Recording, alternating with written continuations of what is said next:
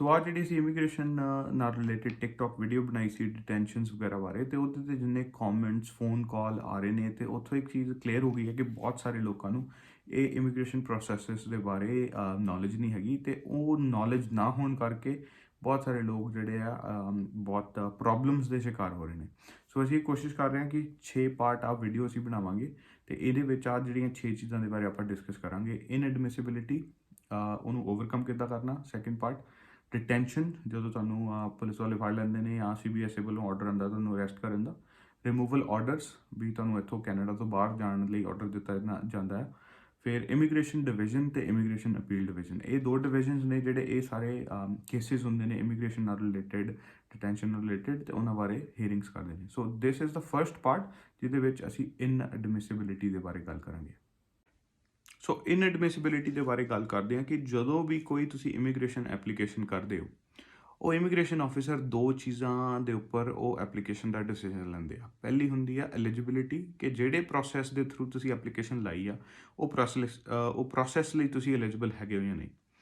ਦੂਸਰਾ ਹੁੰਦਾ ਹੈ ਇਨਐਡਮਿਸਿਬਿਲਿਟੀ, ਉਹਨਾਂ ਨੇ ਇਹ ਦੇਖਣਾ ਕਿ ਜਿਹੜੇ ਆ ਫੈਕਟਰਸ ਦਿੱਤੇ ਗਏ ਨੇ ਇਨਐਡਮਿਸਿਬਿਲਿਟੀ ਦੇ, ਇਹ ਤੁਹਾਡੇ ਤੇ ਅਪਲਾਈ ਕਰਦੇ ਆ ਜਾਂ ਨਹੀਂ। ਅਗਰ ਇਹਨਾਂ 'ਚੋਂ ਕੋਈ ਵੀ ਅਪਲਾਈ ਕਰਦਾ ਹੋਇਆ ਤਾਂ ਤੁਹਾਡੀ ਬੈਕਗਰਾਊਂਡ ਚੈੱਕ ਜਾਂ ਕ੍ਰਿਮੀਨਲ ਚੈੱਕ ਦੇ ਵਿੱਚ ਇਹ ਸਾਰੀਆਂ ਚੀਜ਼ਾਂ, ਜਾਂ ਐਪਲੀਕੇਸ਼ਨ ਚੈੱਕ ਦੇ ਵਿੱਚ ਇਹਨਾਂ 'ਚੋਂ ਇੱਕ ਵੀ ਚੀਜ਼ ਮੈਚ ਹੋ ਜਾਂਦੀ ਹੈ, ਫਿਰ ਤੁਹਾਨੂੰ ਉਹ ਇਨਐਡਮਿਸਿਬਲ ਟੂ ਕੈਨੇਡਾ ਕਰਾਰ ਦੇ ਦਿੰਦੇ ਨੇ। ਤੇ ਇਹਦਾ ਮਤਲਬ ਇਹ ਹੁੰਦਾ ਕਿ ਅਗਰ ਤੁਸੀਂ ਆਨਲਾਈਨ ਜਾਂ ਬਾਹਰੋਂ ਕਿਤੇ ਐਪਲੀਕੇਸ਼ਨ ਲਾਈ ਹੈ ਤਾਂ ਤੁਹਾਨੂੰ ਐਂਟਰ ਨਹੀਂ ਕਰਨ ਦਿੱਤਾ ਜਾਏਗਾ। ਅਗਰ ਤੁਸੀਂ ਐਟ ਅ ਬਾਰਡਰ ਐਪਲੀਕੇਸ਼ਨ ਲਗਾਈ ਹੈ ਜਾਂ ਇਨਸਾਈਡ ਤੁਸੀਂ ਕੈਨੇਡਾ ਆਲਰੇਡੀ ਹੈਗੇ ਹੋ, ਤਾਂ ਤੁਹਾਨੂੰ ਇਨਐਡਮਿਸਿਬਿਲਿਟੀ ਉਹ ਦੇ ਚਾਰਜਸ ਲਗਾ ਕੇ ਉਹ ਆਪਣਾ ਇਮੀਗ੍ਰੇਸ਼ਨ ਡਿਵੀਜ਼ਨ 'ਚ ਬੁਲਾ ਸਕਦੇ ਨੇ ਵੀ ਭਾਈ ਤੁਹਾਡੇ 'ਤੇ ਆ ਚਾਰਜਸ ਲੱਗੇ ਨੇ। ਤੇ ਅੱਗੇ ਫਿਰ ਨੈਕਸਟ ਵੀਡੀਓ 'ਚ ਵੀ ਦੱਸਾਂਗੇ ਇਹਨਾਂ ਚਾਰਜਸ ਨਾਲ ਰਿਲੇਟਡ ਡਿਟੈਂਸ਼ਨ ਵੀ ਹੋ ਸਕਦੀ ਹੈ, ਤੁਹਾਨੂੰ ਜੇਲ੍ਹ 'ਚ ਵੀ ਜਾਣਾ ਪੈ ਸਕਦਾ। ਸੋ ਇਨਐਡਮਿਸਿਬਿਲਿਟੀ ਦੇ ਕਾਰਨ ਕੀ ਹੋ ਸਕਦੇ ਨੇ, ਇਹ ਸਕਰੀਨ ਤੇ ਦੇਖੋ। ਪਹਿਲੇ ਜਿਹੜੇ ਲਿਸਟ ਬਣਾਈ ਹੋਈ ਹੈ, ਇਹ ਸਾਰਿਆਂ ਦੇ ਵਿੱਚੋਂ ਕੋਈ ਵੀ ਇੱਕ ਚੀਜ਼ ਤੁਹਾਡੇ ਤੇ ਐਪਲੀਕੇਬਲ ਹੋ ਗਈ, ਫਿਰ ਤੁਸੀਂ ਇਨਐਡਮਿਸਿਬਲ ਹੋ ਜਾਂਦੇ ਹੋ ਕੈਨੇਡਾ ਦੇ। ਪਹਿਲੀ ਹੈਗੀ ਹੈ ਸਿਕਿਉਰਿਟੀ ਐਸਪੀਨਾਜ, ਇਹਦਾ ਮਤਲਬ ਹੈ ਦੇਸ਼ ਧਰੋਹ। ਅਗਰ ਤੁਹਾਡੀ ਬੈਕਗਰਾਊਂਡ ਚੈੱਕ, ਪੁਲਿਸ ਚੈੱਕ ਦੇ ਵਿੱਚ ਕੋਈ ਇੱਦਾਂ ਦੀ ਚੀਜ਼ ਆ ਗਈ ਜਿਹੜੀ ਤੁਸੀਂ ਜਿਸ ਕੰਟਰੀ ਤੋਂ ਆ ਰਹੇ ਹੋ ਜਾਂ ਕੈਨੇਡਾ ਦੇ ਅਗੇਂਸਟ ਹੈ, ਵੀ ਤੁਸੀਂ ਤੁਹਾਡੇ ਤੇ ਉਹ ਸਾਰੇ ਦੋਸ਼ ਲੱਗੇ ਨੇ ਮੇਨਲੀ ਕੈਨੇਡਾ ਦੇ ਅਗੇਂਸਟ, ਤੇ ਇਹ ਤੁਹਾਨੂੰ ਇਨਐਡਮਿਸਿਬਲ ਕਹਿ ਸਕਦੇ ਨੇ। ਹਿਊਮਨ ਰਾਈਟ ਵਾਇਲੇਸ਼ਨ, ਅਗਰ ਤੁਸੀਂ ਵਾਰ ਕ੍ਰਾਈਮ ਕੀਤੇ ਨੇ ਜਾਂ ਕੁਛ ਐਸੀ ਚੀਜ਼ਾਂ ਹਿਊਮਨ ਰਾਈਟ ਵਾਇਲੇਸ਼ਨ ਦੀਆਂ ਤੁਹਾਡੇ ਅਗੇਂਸਟ ਪਤਾ ਲੱਗ ਗਈਆਂ। ਕ੍ਰਿਮੀਨਲ ਅਫੈਂਸ ਦਾ ਦੇ ਡਿਪੈਂਡ ਕਰਦਾ ਕਿ ਤੁਹਾਡਾ ਜਿਹੜਾ ਅਫੈਂਸ ਸੀ ਉਹਦੀ ਸਿਵੈਰਿਟੀ ਕੀ ਸੀ, ਉਹਦੇ ਅਕੋਰਡਿੰਗ ਅਗਰ ਉਹੀ ਅਫੈਂਸ ਤੁਸੀਂ ਕੈਨੇਡਾ 'ਚ ਕਰਦੇ, ਉਹਦੀ ਸਿਵੈਰਿਟੀ ਤੇ ਉਹਦੀ ਪਨਿਸ਼ਮੈਂਟ ਕੀ ਹੁੰਦੀ, ਉਹਦੇ ਬੇਸਿਸ 'ਤੇ ਡਿਸਾਈਡ ਹੁੰਦਾ ਕਿ ਤੁਸੀਂ ਇਹ ਕ੍ਰਿਮੀਨਲ ਚਾਰਜਸ ਦੇ ਅਕੋਰਡਿੰਗ ਇਨਐਡਮਿਸਿਬਲ ਹੋਵੋਗੇ ਜਾਂ ਨਹੀਂ। ਫਿਰ ਹੁੰਦਾ ਮੈਡੀਕਲ ਰੀਜ਼ਨਸ। ਤੁਹਾਨੂੰ ਪਤਾ ਕਿ ਕੈਨੇਡਾ ਦੀ ਜਿਹੜੀ ਮੈਡੀਕਲ ਸਿਸਟਮ ਹੈ ਪਬਲਿਕਲੀ ਫੰਡਡ ਹੈ। ਸੋ ਬੇਸਿਕਲੀ ਜਿਹੜੇ ਲੋਕ ਇੱਥੇ ਰਹਿੰਦੇ ਨੇ, ਜੌਬਸ ਕਰਦੇ ਨੇ, ਟੈਕਸ ਪੇ ਕਰਦੇ ਨੇ, ਉਹ ਟੈਕਸਿਸ ਦੇ ਅਕੋਰਡਿੰਗ ਜਿਹੜਾ ਵੀ ਬੰਦਾ ਇੱਥੇ ਕੈਨੇਡਾ 'ਚ ਹੈਗਾ ਆ, ਉਹ ਆਪਣੇ ਮੈਡੀਕਲ ਸਿਸਟਮਸ ਅਵੇਲ ਕਰ ਸਕਦਾ, ਆਪਣੇ ਕੋਲੋਂ ਪੈਸੇ ਦੇਣ ਦੀ ਲੋੜ ਨਹੀਂ ਪੈਂਦੀ।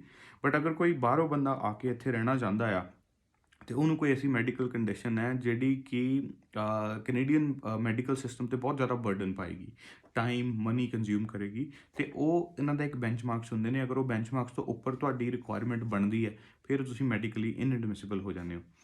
ਤੀਸਰਾ ਉਸ ਤੋਂ ਬਾਅਦ ਹੈਗਾ ਫਾਈਨੈਂਸ਼ੀਅਲ ਰੀਜ਼ਨਸ। ਅਗਰ ਤੁਹਾਡੀ ਐਪਲੀਕੇਸ਼ਨ ਐਸੀ ਹੈ ਜਿੱਥੇ ਤੁਹਾਨੂੰ ਸ਼ੋਅ ਕਰਨਾ ਪਵੇ ਕਿ ਵੀ ਤੁਹਾਡੇ ਕੋਲ ਸੈਟਲਮੈਂਟ ਫੰਡਸ ਨੇ, ਪ੍ਰੂਫ ਆਫ ਫੰਡਸ ਨੇ, ਅਤੇ ਤੁਹਾਡੇ ਕੋਲ ਫੰਡਸ ਨਹੀਂ ਹੈਗੇ, ਅਤੇ ਤੁਸੀਂ ਆਪਣੇ ਆਪ ਨੂੰ ਸਪੋਰਟ ਨਹੀਂ ਕਰ ਸਕਦੇ, ਤੁਸੀਂ ਫਾਈਨੈਂਸ਼ੀਅਲ ਰੀਜ਼ਨਸ ਕਰਕੇ ਇਨਐਡਮਿਸਿਬਲ ਹੋ ਜਾਂਦੇ ਹੋ। ਫਿਰ ਹੁੰਦਾ ਮਿਸਰਿਪ੍ਰੈਜ਼ੈਂਟੇਸ਼ਨ, ਜਿਹੜਾ ਕਿ ਫॉर ਸਮ ਰੀਜ਼ਨ ਆਪਣੀ ਪੰਜਾਬੀ ਕਮਿਊਨਿਟੀ ਦੇ ਵਿੱਚ ਬਹੁਤ ਹੀ ਫੇਵਰੇਟ ਮੰਨਿਆ ਜਾ ਰਿਹਾ ਅੱਜ ਕੱਲ੍ਹ, ਕਿ ਅਸੀਂ ਜੋ ਮਰਜ਼ੀ ਐਪਲੀਕੇਸ਼ਨ 'ਚ ਲਿਖ ਦਈਏ ਅਤੇ ਸਾਡੀ ਐਪਲੀਕੇਸ਼ਨ ਹੋ ਜਾਣੀ ਅਤੇ ਇਹਨਾਂ ਨੂੰ ਪਤਾ ਨਹੀਂ ਲੱਗਣਾ। ਅਤੇ ਮਿਸਰਿਪ੍ਰੈਜ਼ੈਂਟੇਸ਼ਨ ਤੁਸੀਂ ਦੇਖ ਸਕਦੇ ਹੋ ਇਸ ਲਿਸਟ ਦੇ ਵਿੱਚ ਆਲਰੇਡੀ ਹੈਗਾ। ਅਗਰ ਤੁਸੀਂ ਚਾਹੇ ਛੋਟੀ ਜਾਂ ਚਾਹੇ ਵੱਡੀ ਗਲਤੀ ਕੀਤੀ ਹੋਵੇ, ਐਪਲੀਕੇਸ਼ਨ ਦੇ ਵਿੱਚ ਗਲਤ ਇਨਫੋਰਮੇਸ਼ਨ ਦਿੱਤੀ ਹੋਵੇ, ਇਵੈਂਚੁਅਲੀ ਜਦੋਂ ਉਹਨੂੰ IRCC ਨੂੰ ਬੈਕਗਰਾਊਂਡ ਚੈੱਕ, ਕ੍ਰਿਮੀਨਲ ਚੈੱਕ ਜਾਂ ਕਿਸੇ ਵੀ ਤਰੀਕੇ ਦੇ ਚੈੱਕ 'ਚ ਪਤਾ ਲੱਗਦਾ ਵੀ ਤੁਹਾਡੀ ਇਨਫੋਰਮੇਸ਼ਨ ਗਲਤ ਹੈ, ਜਾਂ ਤੁਹਾਡਾ ਕੋਈ ਆਪਣਾ ਹੀ ਉਹਨਾਂ ਨੂੰ ਫੋਨ ਕਰਕੇ ਦੱਸ ਦਿੰਦਾ ਜੀ ਭਾਈ ਇਸ ਬੰਦੇ ਨੇ ਐਪਲੀਕੇਸ਼ਨ ਕੀਤੀ ਹੈ ਅਤੇ ਇਹਦੇ ਵਿੱਚ ਇਹਨੇ ਗਲਤ ਇਨਫੋਰਮੇਸ਼ਨ ਦਿੱਤੀ ਹੈ, ਫਿਰ ਤੁਹਾਡੇ 'ਤੇ ਮਿਸਰਿਪ੍ਰੈਜ਼ੈਂਟੇਸ਼ਨ ਦੇ ਚਾਰਜਸ ਲੱਗ ਜਾਂਦੇ ਨੇ। ਉਸ ਤੋਂ ਬਾਅਦ ਹੈ violation of immigration refugee protection act ਲਾਜ਼। So IRPA ਜਿਹੜਾ ਹੈਗਾ, ਇਮੀਗ੍ਰੇਸ਼ਨ ਰਿਫਿਊਜੀ ਪ੍ਰੋਟੈਕਸ਼ਨ ਐਕਟ, ਇਹ ਪੂਰੇ ਸੈੱਟ ਆਫ ਲਾਜ਼ ਨੇ ਜਿਹਦੇ ਅਕੋਰਡਿੰਗ ਇਮੀਗ੍ਰੇਸ਼ਨ ਕੈਨੇਡਾ ਕੰਮ ਕਰਦਾ ਹੈ। ਅਤੇ ਅਗਰ ਉਹਨਾਂ ਦੇ ਕਿਸੇ ਵੀ ਲਾਅ ਨੂੰ ਤੁਸੀਂ ਵਾਇਲੇਟ ਕੀਤਾ ਹੈਗਾ, ਉਹ ਯੂਜ਼ ਕਰ ਸਕਦੇ ਆ ਤੁਹਾਨੂੰ ਇਨਐਡਮਿਸਿਬਲ ਕਹਿਣ ਲਈ। ਲਾਸਟ ਹੈਗਾ ਇਨਐਡਮਿਸਿਬਲ ਫੈਮਿਲੀ ਮੈਂਬਰਸ। ਫੋਰ ਐਗਜ਼ਾਮਪਲ ਤੁਸੀਂ ਕੋਈ ਪਰਮਾਨੈਂਟ ਰੈਜ਼ੀਡੈਂਸੀ ਦੀ ਐਪਲੀਕੇਸ਼ਨ ਲਾਈ ਹੈ ਅਤੇ ਤੁਹਾਡੀ ਪੂਰੀ ਫੈਮਿਲੀ ਦੇ ਵਿੱਚੋਂ ਕੋਈ ਇੱਕ ਬੰਦਾ ਇਨਐਡਮਿਸਿਬਲ ਹੈ, ਅਤੇ ਇਨ ਦੈਟ ਸਿਚੁਏਸ਼ਨ ਉਸ ਜਿਹੜੀ ਐਪਲੀਕੇਸ਼ਨ ਉਹਦੇ 'ਚ ਸਾਰੇ ਐਪਲੀਕੈਂਟ ਇਨਐਡਮਿਸਿਬਲ ਹੋ ਜਾਂਦੇ ਨੇ। ਤੇ ਇਹ ਸਾਰਾ ਜੀ ਹੈਗਾ ਇਨਐਡਮਿਸਿਬਿਲਿਟੀ ਦੇ ਬਾਰੇ। ਨੈਕਸਟ ਵੀਡੀਓ 'ਚ ਆਪਾਂ ਗੱਲ ਕਰਾਂਗੇ ਇਨਐਡਮਿਸਿਬਿਲਿਟੀ ਨੂੰ ਓਵਰਕਮ ਕਿੱਦਾਂ ਕੀਤਾ ਜਾ ਸਕਦਾ। ਹਾਂਜੀ, so this is part 2 of the 6 part series, ਜਿਹਦੇ ਵਿੱਚ ਆਪਾਂ ਸਾਰੀ ਐਡਮਿਸਿਬਿਲਿਟੀ, ਮਿਸਰਿਪ੍ਰੈਜ਼ੈਂਟੇਸ਼ਨ, ਡਿਟੈਂਸ਼ਨਸ ਵਗੈਰਾ ਬਾਰੇ ਗੱਲ ਕਰ ਰਹੇ ਹਾਂ। ਤੇ ਇਸ ਪਾਰਟ ਦੇ ਵਿੱਚ ਆਪਾਂ ਗੱਲ ਕਰਾਂਗੇ ਜੇ ਇਨਐਡਮਿਸਿਬਿਲਿਟੀ ਤੁਹਾਡੀ ਕਿਸੇ ਫੈਕਟਰ ਦੇ ਨਾਲ ਐਸੋਸੀਏਟ ਹੁੰਦੀ ਹੈ ਤਾਂ ਤੁਸੀਂ ਉਹਨੂੰ ਓਵਰਕਮ ਕਿੱਦਾਂ ਕਰ ਸਕਦੇ ਹੋ। ਸਕਰੀਨ ਤੇ ਜਿਹੜੇ ਫੈਕਟਰਸ ਤੁਹਾਨੂੰ ਦਿਖ ਰਹੇ, ਇਹ ਸਾਰੇ ਫੈਕਟਰਸ ਜਿਹੜੇ ਪਾਰਟ 1 ਚ ਆਪਾਂ ਐਕਸਪਲੇਨ ਕੀਤੇ ਸੀ ਵੀ ਇਹਨਾਂ ਕਾਰਨ ਤੁਸੀਂ ਇਨਐਡਮਿਸਿਬਲ ਹੋ ਸਕਦੇ ਹੋ ਕੈਨੇਡਾ ਦੇ ਵਿੱਚ। ਤੇ ਇਹਨਾਂ ਚੋਂ ਸਾਰੇ ਫੈਕਟਰਸ ਨੂੰ ਹੀ ਆਪਾਂ ਓਵਰਕਮ ਨਹੀਂ ਕਰ ਸਕਦੇ। ਆ ਜਿਹੜੇ ਫੈਕਟਰਸ ਨੇ ਇਹਨਾਂ ਨੂੰ ਓਵਰਕਮ ਕਰ ਸਕਦੇ ਹਾਂ। ਕ੍ਰਿਮੀਨਲ ਅਫੈਂਸਿਸ, ਡਿਪੈਂਡਿੰਗ ਅਪੋਨ ਕਿ ਉਹ ਕ੍ਰਿਮੀਨਲ ਅਫੈਂਸਿਸ ਕਿੰਨੇ ਕੁ ਸਵੇਅਰ ਸੀਗੇ। ਇਹਦੇ ਵਿੱਚ ਕੈਨੇਡੀਅਨ ਇਮੀਗ੍ਰੇਸ਼ਨ ਲਾਅ ਦੇ ਵਿੱਚ ਇਹ ਫੈਸਿਲਿਟੀ ਦਿੱਤੀ ਗਈ ਆ ਕਿ ਅਗਰ ਤੁਹਾਡੇ ਤੇ ਕ੍ਰਿਮੀਨਲ ਅਫੈਂਸ ਸੀਗੇ ਵੀ, ਉਹ ਕਿੰਨੀ ਦੇਰ ਪਹਿਲਾਂ ਸੀਗੇ, ਉਹਦੀ ਸਵੇਰਿਟੀ ਕਿੰਨੀ ਸੀ, ਉਹਦੇ ਲਈ ਤੁਹਾਨੂੰ ਪਾਰਡਨ ਮਿਲ ਚੁੱਕਿਆ, ਨਹੀਂ ਮਿਲ ਚੁੱਕਿਆ, ਉਹਦੇ ਲਈ ਤੁਹਾਨੂੰ ਰੀਹੈਬਿਲਿਟੇਸ਼ਨ ਹੋ ਚੁੱਕੀ ਹੈ, ਨਹੀਂ ਹੋ ਚੁੱਕੀ, ਉਹਦੇ ਬੇਸਿਸ ਤੇ ਆਪਾਂ ਡਿਸਾਈਡ ਕਰ ਸਕਦੇ ਹਾਂ, ਰਿਕੁਐਸਟ ਕਰ ਸਕਦੇ ਹਾਂ ਤੇ ਇਹ ਜਿਹੜੇ ਕ੍ਰਿਮੀਨਲ ਅਫੈਂਸਿਸ ਨੂੰ ਹਟਾ ਦਿੱਤਾ ਜਾਵੇ ਜਾਂ ਰੀਹੈਬਿਲਿਟੇਸ਼ਨ ਪ੍ਰੂਵ ਕਰ ਦਿੱਤੀ ਜਾਵੇ ਤੇ ਫਿਰ ਤੁਹਾਡੀ ਕ੍ਰਿਮੀਨਲ ਇਨਐਡਮਿਸਿਬਿਲਿਟੀ ਖਤਮ ਹੋ ਜਾਂਦੀ ਆ। ਮੈਡੀਕਲ ਰੀਜ਼ਨਸ, ਪਿਛਲੀ ਵੀਡੀਓ 'ਚ ਮੈਂ ਐਕਸਪਲੇਨ ਕੀਤਾ ਸੀ ਕਿ ਅਗਰ ਆਪਾਂ ਦੇਖੀਏ ਕਿ Canada publicly funded medical system ਹੈ ਤੇ ਕੋਈ ਬੰਦਾ ਇੱਥੇ ਆਉਣਾ ਚਾਹੁੰਦਾ ਹੈ ਪਰਮਨੈਂਟ ਰੈਜ਼ੀਡੈਂਟ ਜਾਂ ਟੈਂਪਰੇਰੀ ਰੈਜ਼ੀਡੈਂਟ, ਤੇ ਉਹਦੀ ਮੈਡੀਕਲ ਰਿਕੁਆਇਰਮੈਂਟਸ ਬਹੁਤ ਜ਼ਿਆਦਾ ਹਾਈ ਨੇ ਤੇ ਉਹ ਕੈਨੇਡੀਅਨ ਮੈਡੀਕਲ ਸਿਸਟਮ ਤੇ ਬਰਡਨ ਬਣ ਸਕਦਾ। ਉਸ ਕੇਸਿਸ 'ਤੇ ਉਹ ਇਨਐਡਮਿਸਿਬਲ ਹੋ ਜਾਂਦਾ। ਬਟ ਅਗਰ ਤੁਸੀਂ ਉਹਨੂੰ ਪ੍ਰੂਵ ਕਰ ਦਿਓ ਕਿ ਯਾਰ ਜੇ ਮੇਰੇ ਕੋਲ ਅਗਰ ਇਹ ਮੈਡੀਕਲ ਕੰਡੀਸ਼ਨ ਵੀ ਹੈਗੀ ਆ, ਬਟ ਇਹ ਮੈਡੀਕਲ ਕੰਡੀਸ਼ਨ ਜਾਂ ਤਾਂ ਖਤਮ ਹੋ ਚੁੱਕੀ ਹੈ ਜਾਂ ਖਤਮ ਹੋ ਰਹੀ ਹੈ, ਜਾਂ ਮੇਰੇ ਆਪਣੇ ਕੋਲ ਸੋਰਸਿਸ ਆਫ ਫੰਡਸ ਇੰਨੇ ਨੇ ਕਿ ਮੈਂ ਪਬਲਿਕਲੀ ਇਹ ਪਬਲਿਕ ਫੰਡਡ ਸਿਸਟਮ ਦੇ ਵਿੱਚੋਂ ਮੈਡੀਕਲ ਸੋਰਸਿਸ ਨੂੰ ਯੂਜ਼ ਨਹੀਂ ਕਰਾਂਗਾ, ਮੇਰੇ ਕੋਲ ਆਪਣੇ ਫੰਡਸ ਨੇ, ਮੇਰੇ ਕੋਲ ਇੰਸ਼ੋਰੈਂਸ ਹੈ ਜਿਹਦਾ ਥਰੂ ਮੈਂ ਆਪਣੀ ਟ੍ਰੀਟਮੈਂਟ ਕਰਵਾ ਸਕਦਾ ਹਾਂ, ਫਿਰ ਉਹ ਫੈਕਟਰਸ ਅਸੀਂ ਯੂਜ਼ ਕਰ ਸਕਦੇ ਹਾਂ ਮੈਡੀਕਲ ਇਨਐਡਮਿਸਿਬਿਲਿਟੀ ਨੂੰ ਓਵਰਕਮ ਕਰਨ ਲਈ।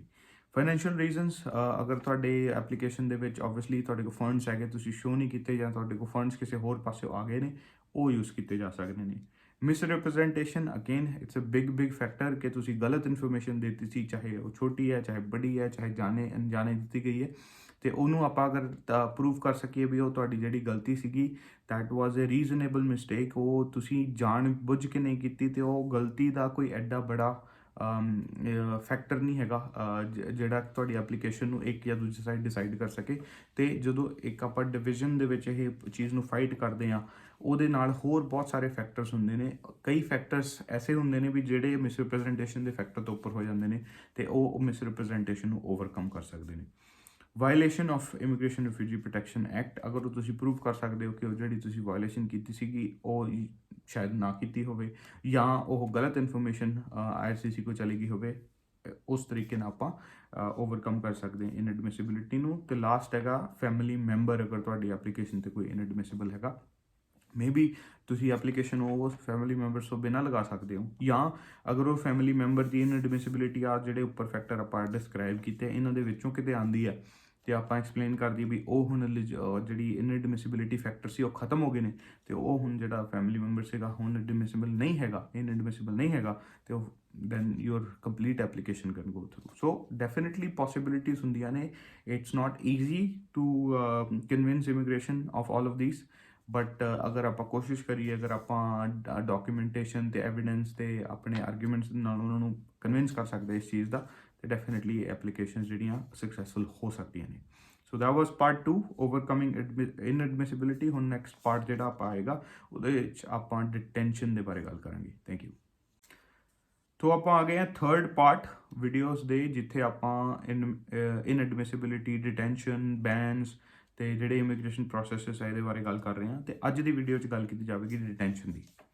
ਡਿਟੈਂਸ਼ਨ ਦਾ ਮਤਲਬ ਹੈ ਕਿ ਜਿਹੜਾ CBSA ਹੈ ਉਹਨਾਂ ਨੂੰ ਲੱਗਦਾ ਹੈ ਕਿ ਤੁਸੀਂ ਪਬਲਿਕ ਰਿਸਕ ਹੋ, ਤੁਸੀਂ ਫਲਾਈਟ ਰਿਸਕ ਹੋ, ਵੀ ਤੁਸੀਂ ਇਨਐਡਮਿਸਿਬਲ ਹੋ ਕੈਨੇਡਾ ਲਈ, ਤੇ ਉਹਦਾ ਪ੍ਰੋਸੈਸ ਜਿਹੜਾ ਇਨਐਡਮਿਸਿਬਿਲਿਟੀ ਚੈੱਕ ਕਰਨ ਦਾ ਤੁਹਾਡਾ ਚੱਲ ਰਿਹਾ ਹੈ, ਰਿਵਿਊ ਚੱਲ ਰਿਹਾ ਹੈ। ਇਨ ਦ ਮੀਨ ਟਾਈਮ ਅਗਰ ਤੁਹਾਨੂੰ ਉਹ ਬੁਲਾਉਣਗੇ ਤਾਂ ਤੁਸੀਂ ਆਓਗੇ ਨਹੀਂ, ਤੇ ਇਨ ਦੈਟ ਸਿਚੁਏਸ਼ਨ ਉਹ ਕੀ ਕਰਨਗੇ ਵੀ ਅਸੀਂ ਉਹਨਾਂ ਨੂੰ ਪ੍ਰੂਵ ਕਰਨਾ ਪੈਂਦਾ ਹੈ ਇਮੀਗ੍ਰੇਸ਼ਨ ਡਿਵੀਜ਼ਨ ਜਿਹੜਾ ਮੈਂਬਰ ਹੈ ਉਹਦੇ ਸਾਹਮਣੇ ਕਿ ਯਾਰ ਤੁਹਾਡਾ ਇਹ ਰਿਸਕ ਹੈ ਵੀ ਤੁਸੀਂ ਭੱਜ ਜਾਓਗੇ ਜਾਂ ਕੰਟਰੀ ਛੱਡ ਜਾਓਗੇ ਜਾਂ ਕੁਝ ਵੀ ਹੋਏਗਾ ਇਨ ਦ ਮੀਨ ਟਾਈਮ ਵੀ ਜਦ ਤੱਕ ਤੁਹਾਡਾ ਪ੍ਰੋਸੈਸ ਚੱਲਦਾ।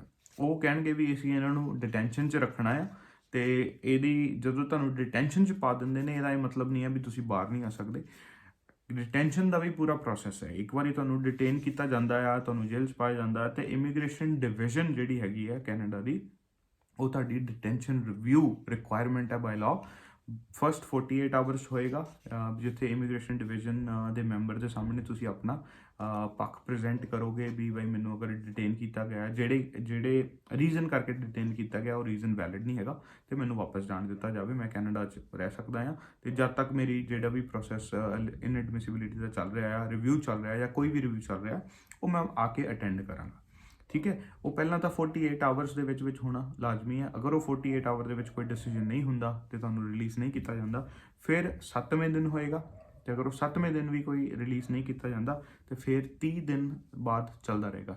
ਪਹਿਲਾਂ 48, ਫਿਰ 7, ਫਿਰ 30, ਫਿਰ 30, ਫਿਰ 30, ਫਿਰ 30 ਚੱਲਦਾ ਰਹੇਗਾ, ਜਦ ਤੱਕ ਜਾਂ ਤਾਂ ਤੁਹਾਡਾ ਡਿਸੀਜਨ ਜਿਹੜਾ ਇਨਐਡਮਿਸਿਬਿਲਿਟੀ ਦਾ ਫਾਈਨਲ ਨਹੀਂ ਹੋ ਜਾਂਦਾ, ਤੁਹਾਡਾ ਅਪਰੂਵ ਹੋ ਜਾਂਦਾ ਵੀ ਤੁਸੀਂ ਇਨਐਡਮਿਸਿਬਲ ਨਹੀਂ ਹੋ, ਤੁਹਾਨੂੰ ਛੱਡ ਦਿੱਤਾ ਜਾਂਦਾ, ਜਾਂ ਅਪਰੂਵ ਹੋ ਜਾਂਦਾ ਤੁਸੀਂ ਇਨਐਡਮਿਸਿਬਲ ਹੋ ਤੇ ਤੁਹਾਨੂੰ ਇਹਦਾ ਡਿਟੈਂਸ਼ਨ ਰਿਮੂਵਲ ਆਰਡਰ ਦੇ ਦਿੱਤਾ ਜਾਂਦਾ। ਠੀਕ ਹੈ, ਇਸ ਸਿਚੁਏਸ਼ਨ ਦੇ ਵਿੱਚ ਤੁਹਾਨੂੰ ਅੰਡਰਸਟੈਂਡ ਕਰਨਾ ਬਹੁਤ ਜ਼ਰੂਰੀ ਹੈ ਕਿ ਸਿਰਫ ਇਮੀਗ੍ਰੇਸ਼ਨ ਡਿਵੀਜ਼ਨ ਜਿਹੜਾ ਮੈਂਬਰ ਹੈ ਉਹਦੇ ਸਾਹਮਣੇ ਜਾ ਕੇ ਇਹ ਕਹਿ ਦੇਣਾ ਯਾਰ ਇਹ ਚੀਜ਼ ਐਲੀਜੀਬਲ ਨਹੀਂ ਹੈ ਜਾਂ ਮੇਰੇ ਨਾਲ ਧੱਕਾ ਹੋ ਰਿਹਾ ਜਾਂ ਇੱਦਾਂ ਕੁਝ ਹੋ ਰਿਹਾ, ਉਹਨਾਂ ਨੇ ਤੁਹਾਨੂੰ ਉਸ ਚੀਜ਼ ਬੇਸਿਸ 'ਤੇ ਛੱਡ ਨਹੀਂ ਦੇਣਾ।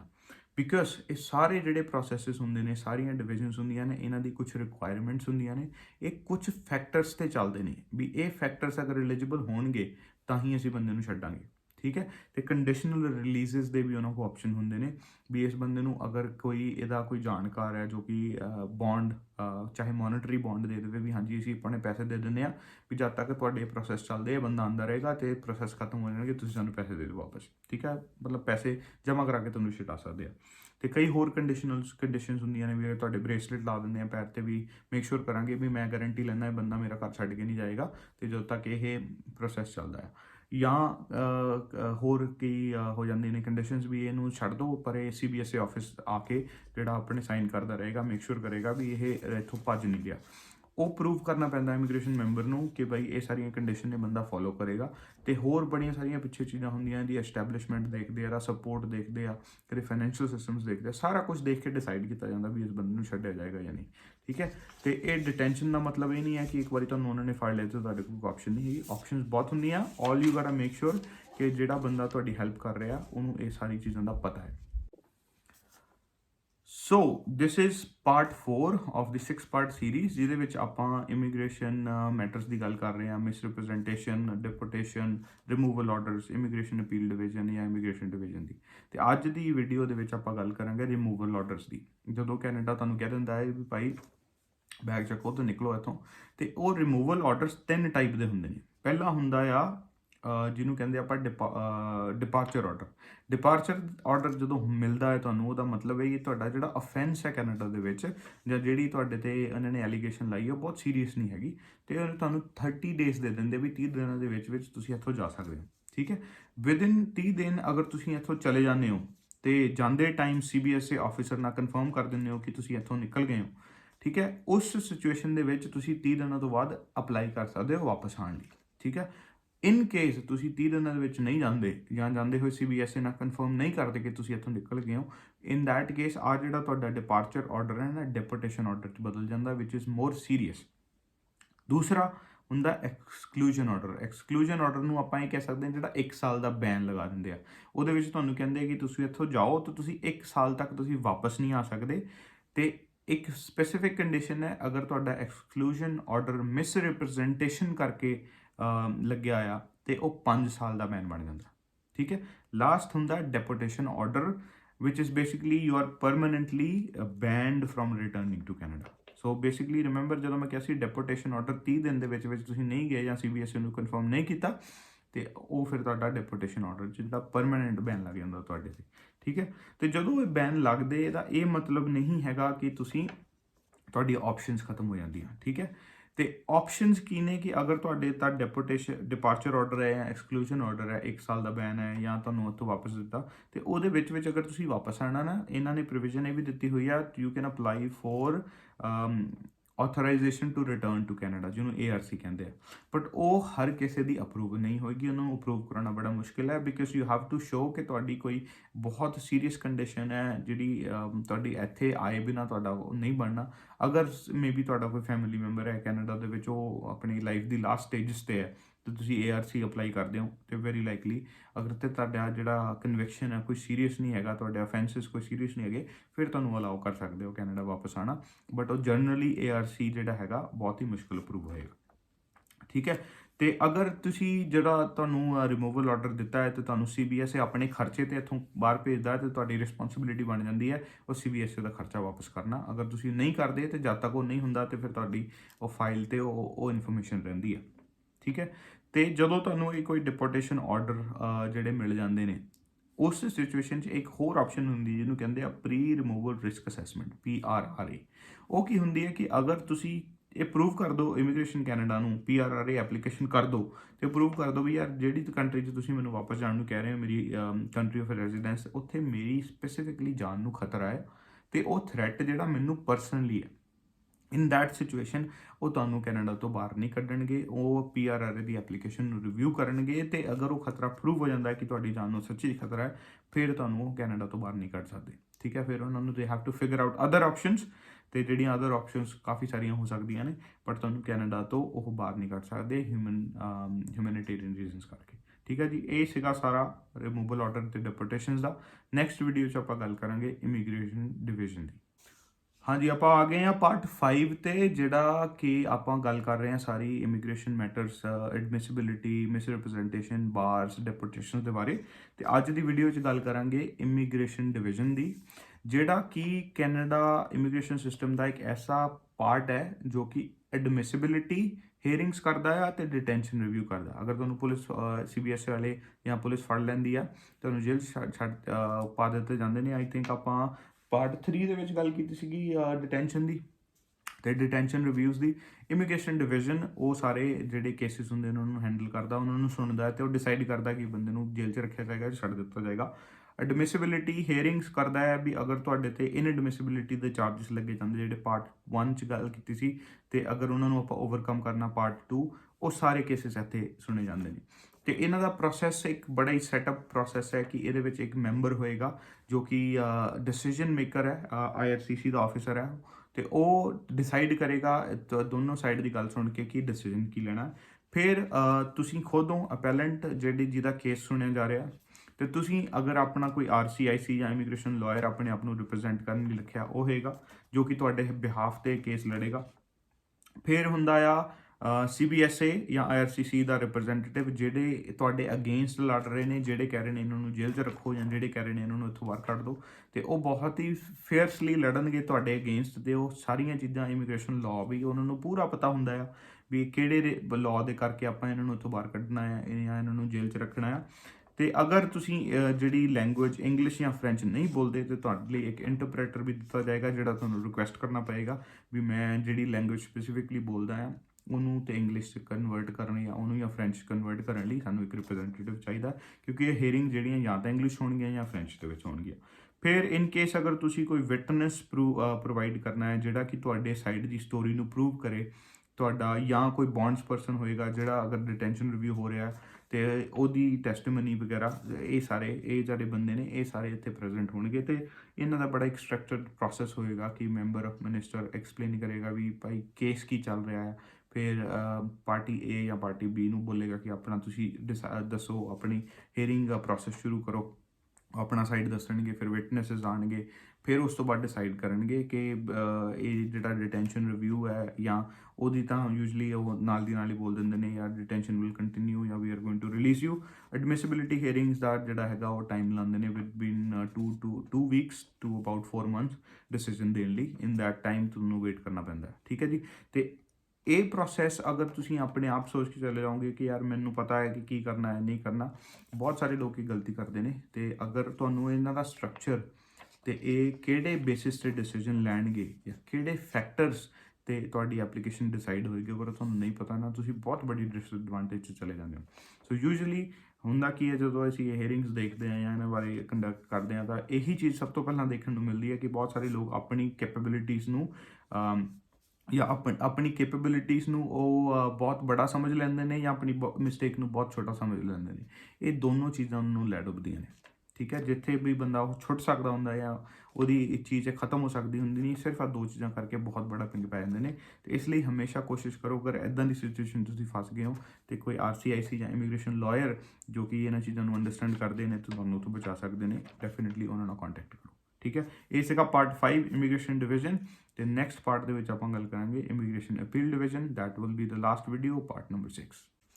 हाँ जी, so this is part number 6 of the 6 part video, last part, जिहदे विच आपां इमीग्रेशन नाल रिलेटेड मिसरिप्रजेंटेशन, बार्स, डिपोर्टेशन ते उन्हां तो बचना किद्दां, वो सारियां दी गल कीती है। ते लास्ट जेहड़ी वीडियो विच आपां गल कर रहे हैं इमीग्रेशन अपील डिवीजन दी। सो अगर तुसी लास्ट वीडियो पार्ट 5 देखो, ਉਹਦੇ ਵਿੱਚ ਆਪਾਂ ਗੱਲ ਕੀਤੀ ਇਮੀਗ੍ਰੇਸ਼ਨ ਡਿਵੀਜ਼ਨ, ਜਿੱਥੇ ਕਿ ਡਿਟੈਂਸ਼ਨ ਰਿਵਿਊਜ਼ ਤੇ ਐਡਮਿਸਿਬਿਲਿਟੀ ਹੀਅਰਿੰਗਸ ਜਿਹੜੀਆਂ ਸੁਣੀਆਂ ਜਾਂਦੀਆਂ ਨੇ, ਤੇ ਅਗਰ ਉੱਥੇ ਤੁਹਾਡਾ ਡਿਸੀਜਨ ਨੈਗੇਟਿਵ ਆ ਜਾਵੇ, ਉਸ ਤੋਂ ਬਾਅਦ ਕੁਝ ਲੋਕਾਂ ਨੂੰ ਹੱਕ ਹੁੰਦਾ ਹੈ ਇਮੀਗ੍ਰੇਸ਼ਨ ਅਪੀਲ ਡਿਵੀਜ਼ਨ ਦੇ ਵਿੱਚ ਆਪਣੀ ਅਪੀਲ ਕਰਨ ਦਾ, ਕੁਝ ਲੋਕਾਂ ਨੂੰ ਨਹੀਂ ਹੁੰਦਾ, ਠੀਕ ਹੈ। ਤੋ ਜਿਹੜੀ ਇਮੀਗ੍ਰੇਸ਼ਨ ਅਪੀਲ ਡਿਵੀਜ਼ਨ ਹੈ, ਇਹ ਜਿਹੜੇ ਕੇਸਿਸ ਸੁਣਦੇ ਨੇ ਉਹ ਸੁਣਨਗੇ ਅਪੀਲਸ ਫॉर ਰੈਜ਼ੀਡੈਂਸੀ ਓਬਲੀਗੇਸ਼ਨ। ਅਗਰ ਤੁਸੀਂ ਕੈਨੇਡਾ ਦੇ ਵਿੱਚ ਪਰਮਾਨੈਂਟ ਰੈਜ਼ੀਡੈਂਟ ਹੋ, ਤੁਹਾਡੀ ਰਿਕੁਆਇਰਮੈਂਟ ਹੈ ਕਿ ਪਿਛਲੇ 5 ਸਾਲਾਂ ਦੇ ਵਿੱਚ 2 ਸਾਲ ਤੁਸੀਂ ਇੱਥੇ ਰਹਿਣਾ ਹੁੰਦਾ। ਅਗਰ ਤੁਹਾਡੀ ਟਾਈਮ ਪੀਰੀਅਡ ਪੂਰਾ ਨਹੀਂ ਹੁੰਦਾ ਤੇ ਤੁਸੀਂ ਕੈਨੇਡਾ ਤੋਂ ਬਾਹਰ ਹੋ ਜਾਂ PR ਦੁਆਰਾ ਆਪਣਾ PR ਕਾਰਡ ਅਪਲਾਈ ਕਰਦੇ ਹੋ, ਦੈਨ ਦੇ ਫਾਈਂਡ ਆਊਟ ਕਿ ਤੁਸੀਂ ਆਪਣੀ ਰੈਜ਼ੀਡੈਂਸੀ ਐਪਲੀਕੇਸ਼ਨ ਕੰਪਲੀਟ ਨਹੀਂ ਕੀਤੀ, ਦੈਨ they will say कि yeah, we are not going to give you permanent residency card, and then you can appeal to the immigration appeal division, अपना case तुसी रख सकते हो उत्थे। रिमूवल ऑर्डर्स, अगर तुहानूं कैनेडा इमीग्रेशन डिवीजन जिहड़ा हैगा ਉਹ ਤੁਹਾਡੀ ਦੇਖ ਲੈਂਦਾ ਕਿ ਤੁਸੀਂ ਇਨਐਡਮਿਸਿਬਲ ਹੋ ਕੈਨੇਡਾ 'ਚ ਰਹਿਣ ਲਈ, ਤੇ ਤੁਹਾਨੂੰ ਰਿਮੂਵਲ ਆਰਡਰ ਦੇ ਦਿੱਤੇ ਜਾਂਦੇ ਨੇ ਤੇ ਰਿਮੂਵਲ ਆਰਡਰ ਇੱਥੇ ਅਪੀਲ ਕੀਤੇ ਜਾ ਸਕਦੇ ਨੇ।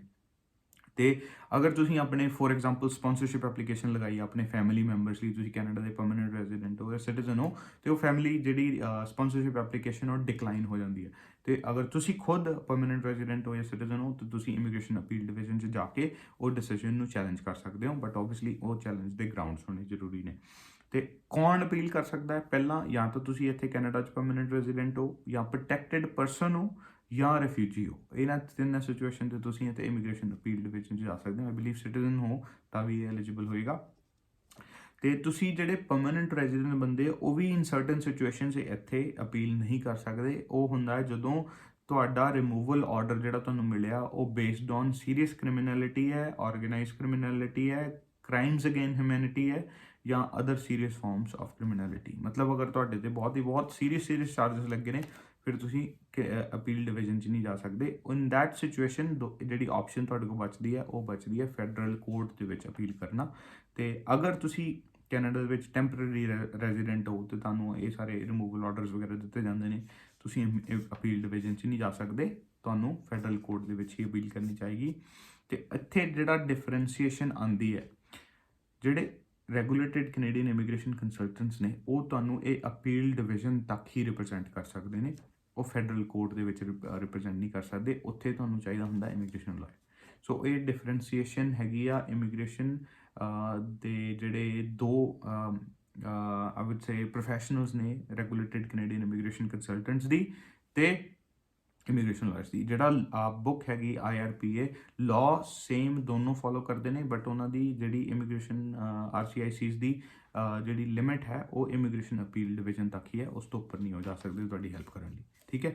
ਤੇ ਜਦ ਤੱਕ ਗੱਲ ਇਮੀਗ੍ਰੇਸ਼ਨ ਅਪੀਲ ਡਿਵੀਜ਼ਨ 'ਚ ਹੈਗੀ ਹੈ, ਤੇ ਅਗੇਨ ਮੈਂ ਪਿਛਲੀ ਵੀਡੀਓ 'ਚ ਵੀ ਐਕਸਪਲੇਨ ਕੀਤਾ ਸੀ, ਅਗਰ ਤੁਹਾਡਾ ਕੇਸ ਇੱਥੇ ਚੱਲ ਰਿਹਾ ਹੈ ਤੇ ਜਿਹੜਾ ਰਿਪਰੈਜ਼ੈਂਟੇਟਿਵ ਤੁਹਾਨੂੰ ਫਸਟ ਆਫ ਆਲ ਗਲਤੀ ਇਹ ਨਹੀਂ ਕਰਨੀ ਕਿ ਖੁਦ ਹੀ ਤੁਸੀਂ ਜਾ ਕੇ ਇੱਥੇ ਆਪਣਾ ਕੇਸ ਲੜਨ ਦੀ ਕੋਸ਼ਿਸ਼ ਕਰੋ, ਬਿਕਾਜ਼ ਤੁਹਾਨੂੰ ਇਹਨਾਂ ਦਾ ਜਿਹੜਾ ਪ੍ਰੋਸੈਸ ਹੈ, ਇਹਨਾਂ ਦੇ ਜਿਹੜੇ ਫੈਕਟਰਸ ਨੇ, ਇਹ ਕਿਹੜੀਆਂ ਚੀਜ਼ਾਂ 'ਤੇ ਡਿਸੀਜਨ ਲੈਂਦੇ ਨੇ, ਕਿਹੜੀਆਂ ਚੀਜ਼ਾਂ ਤੁਹਾਡੇ ਕੇਸ ਨੂੰ ਸਟਰੋਂਗ ਕਰ ਸਕਦੀਆਂ, ਅਗਰ ਤੁਹਾਨੂੰ ਨਹੀਂ ਪਤਾ you will be at a big disadvantage.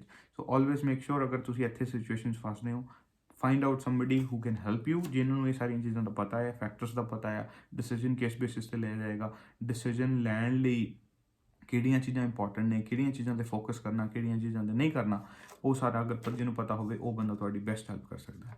So I hope ਆ ਜਿਹੜੀ 6 ਪਾਰਟ ਵੀਡੀਓ ਅਸੀਂ ਬਣਾਈਆਂ ਇਹਨਾਂ ਦੇ ਨਾਲ ਤੁਹਾਨੂੰ ਐਟਲੀਸਟ ਕੁਝ ਨੌਲੇਜ ਮਿਲੇ ਇਸ ਪ੍ਰੋਸੈਸ ਦੇ ਬਾਰੇ, ਤੇ ਤੁਸੀਂ ਆਪਣੇ ਆਪ ਨੂੰ ਇਹਨਾਂ ਸਿਚੁਏਸ਼ਨਸ ਦੇ ਵਰਸਟ ਐਂਡ ਤੱਕ ਜਾਣ ਤੋਂ ਬਚਾ ਸਕੋ, ਤੇ ਜਿੱਥੇ ਤੁਹਾਨੂੰ ਜੇਲ੍ਹ 'ਚ ਰਹਿਣਾ ਪੈ ਸਕੇ, ਕੈਨੇਡਾ 'ਚੋਂ ਤੁਹਾਨੂੰ ਰਿਮੂਵ ਕੀਤਾ ਜਾ ਸਕੇ। ਸਭ ਜਿਹੜੀ ਵਰਸਟ ਤੋਂ ਵਰਸਟ ਚੀਜ਼ਾਂ ਹੋ ਸਕਦੀਆਂ ਉਹਨੂੰ ਬਚਾਉਣ ਦਾ ਫਸਟ ਸਟੈਪ ਇਹ ਹੈ ਕਿ ਆਪਣੀ ਐਪਲੀਕੇਸ਼ਨ ਸਹੀ ਕਰਨੀ ਹੈ, ਉਸ ਗੱਲ ਦੀ ਇਨਫੋਰਮੇਸ਼ਨ ਨਹੀਂ ਦੇਣੀ। ਅਗਰ ਗਲਤ ਇਨਫੋਰਮੇਸ਼ਨ ਦਿੱਤੀ ਗਈ ਹੈ ਤੇ ਫਿਗਰ ਆਊਟ ਇਮੀਗ੍ਰੇਸ਼ਨ ਕੰਸਲਟੈਂਟਸ ਜਾਂ ਲਾਇਰ ਨੂੰ ਇਮੀਡੀਏਟਲੀ ਕੰਟੈਕਟ ਕਰੋ ਤਾਂ ਕਿ ਉਹ ਚੀਜ਼ ਨੂੰ ਰੈਕਟੀਫਾਈ ਕੀਤਾ ਜਾ ਸਕੇ। Thank you very much and stay safe.